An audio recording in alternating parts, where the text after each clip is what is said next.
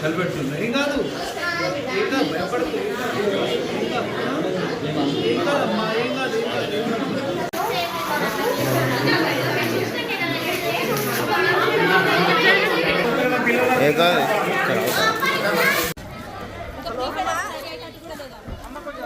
ఎక్కడ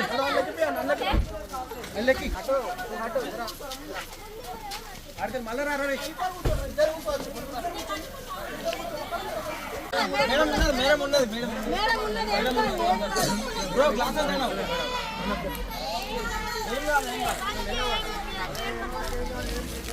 ఇమీడియట్లీ వచ్చి ఆ పిల్లల్ని ఇది చూడండి పాపం మొత్తం సిక్ అయిపోయారు పిల్లలు.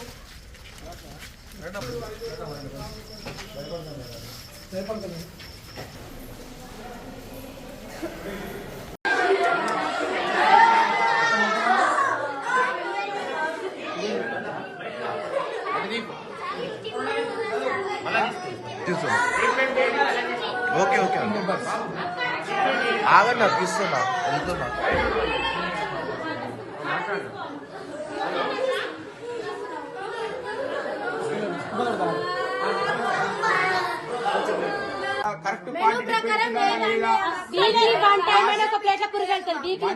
పెడుతున్నారా లేదా అని మీరు ధైర్యంగా చెప్పండి.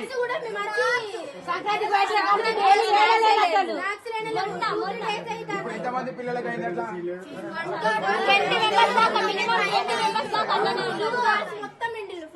పోయిరా బండి పోయిరా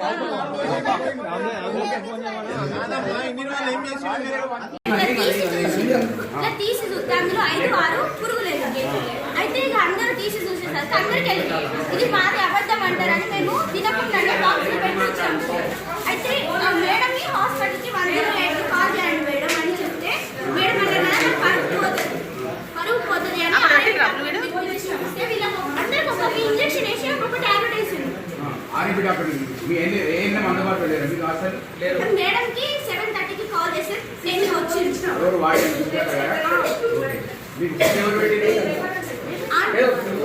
వాటిని పర్యవేక్షణ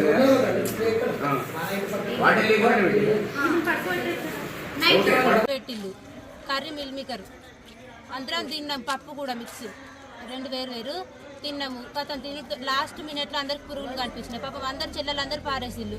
అట్లా కూడా ఫుడ్ ఆంటీస్ అడిగిల్లు ఎందుకు వారేతారు కర్రీ బాగాలేదని అడిగితే పురుగులు అని చెప్పిన వాళ్ళు పట్టించుకోలేదు. తర్వాత ఒక్కొక్కరు స్టార్ట్ చేసి వామిటింగ్ చేసుకుంటూ అట్లా ఒక్కొక్కరిని చూసి ఇప్పుడు ఫుల్ మంది మినిమం 40 మంది కావచ్చు వామిటింగ్ చేసుకున్నారు. గ్రౌండ్ నిండా వామిటింగ్ చేసుకునే ఉన్నది. 3 hours అయితే 7కి డిన్నర్ పెడితే 10 వరకు మేడమే రాలేదు మాకు. అంతమంది వామిటింగ్ చేసుకుంటారు. ఒక్క ఆర్ఎంపీ కూడా రాలేదు. ఒక్కళ్ళు కూడా హాస్పిటల్ పోలేదు ఇంతవరకు. బయటకు రావద్దని న్యూస్. ఇప్పుడు ఆర్ఎంపీ డాక్టర్ వచ్చిండు. 108కి ఫోన్ చేయమన్నా కానీ చేయలేదు. పట్టించుకునేటోళ్ళు లేదు, అసలు పట్టించుకునేటోళ్ళు లేదు. ఒక్కొక్కరు లేస్తారు. 2 weeks అయితే 10th వాళ్ళకు ప్రీ ఫైనల్స్ ఉన్నాయి. 10th అమ్మాయి ఒక అమ్మాయి లోపల కళ్ళు జరగకుంటున్నాయి కక్కి. ఒకవేళ ఇదే మాకు ఎస్ఎస్సి ఎగ్జామ్స్ ముందు అయితే అప్పుడు మేము ఏం చేయలేము. ఇన్ని రోజులు చదువుకొని మా లైఫ్ ఇప్పుడు వేస్ట్ అవుతుంది. ఎందుకంటే మాకు 10th అనేది బేస్మెంట్ లాంటిది. ఇప్పుడు మేము ఇక్కడనే మా లైఫ్ వేస్ట్ చేసుకుంటే తర్వాత ఫ్యూచర్ మా లైఫ్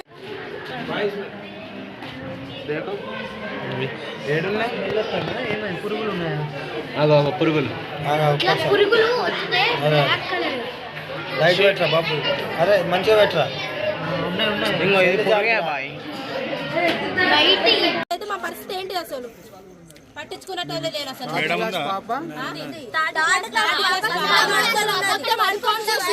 వాళ్ళకి ఏమైతుందో వాళ్ళకి ఇట్లా తీసి